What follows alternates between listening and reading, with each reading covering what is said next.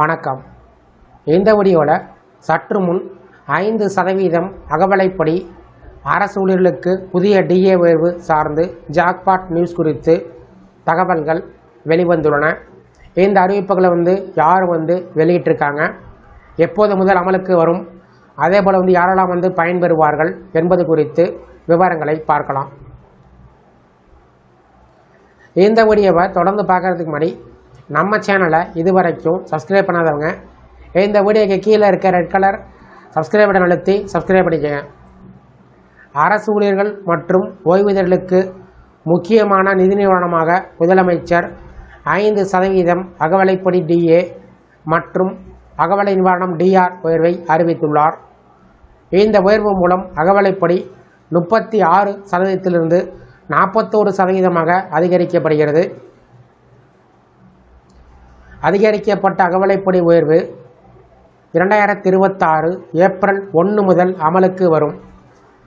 இந்த அறிவிப்பு மாநில நிதியமைச்சர் ரணஜித் சிங் ராய் தனது பட்ஜெட் உரையை முடித்ததும் வெளியிடப்பட்டுள்ளது.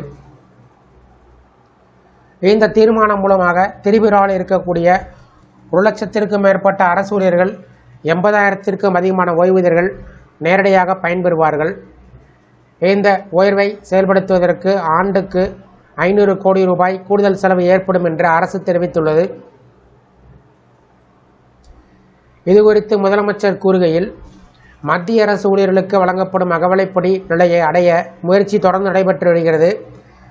தற்போது மத்திய அரசு ஊழியர்கள் 58% அகவிலைப்படியை பெறுகிறார்கள். இதனால் திரிபுரா அரசு ஊழியர்கள் இன்னும் 17% பின்தங்கியிருக்கிறார்கள். இந்த அறிவிப்பை ஊழியர் சங்கங்களும் ஓய்வூதியர்களும் வரவேற்றிருக்கிறார்கள். அதிகரித்து வரக்கூடிய வாழ்க்கை செலவை சமாளிக்க இது மிக அவசியமான நடவடிக்கை என்று அவர்கள் கருத்து தெரிவித்திருக்கிறார்கள். இதற்கு அரசியல் முக்கியத்துவம் இருப்பதாக சிலர் கருதுகிறார்கள். சட்டமன்ற தேர்தல்கள் நெருங்கி வரக்கூடிய நிலையில் அரசு ஊழியர்கள் மற்றும் ஓய்வூதியர்களின் ஆதரவை பெறக்கூடிய முயற்சியாக இந்த முடிவு பார்க்கப்படுகிறது.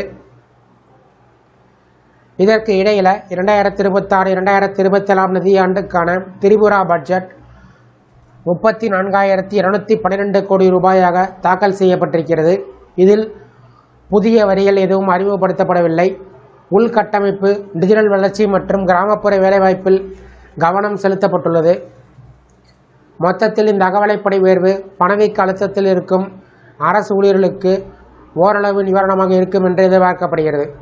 இந்த வீடியோ குறித்த உங்களுடைய கருத்துக்களை கமெண்ட் செக்ஷனில் கமெண்ட் பண்ணுங்கள். இந்த வீடியோ பிடிச்சிருந்தா வீடியோக்கு ஒரு லைக் பண்ணுங்கள். இந்த வீடியோ அனைவருக்கும் ஷேர் பண்ணுங்கள். நன்றி.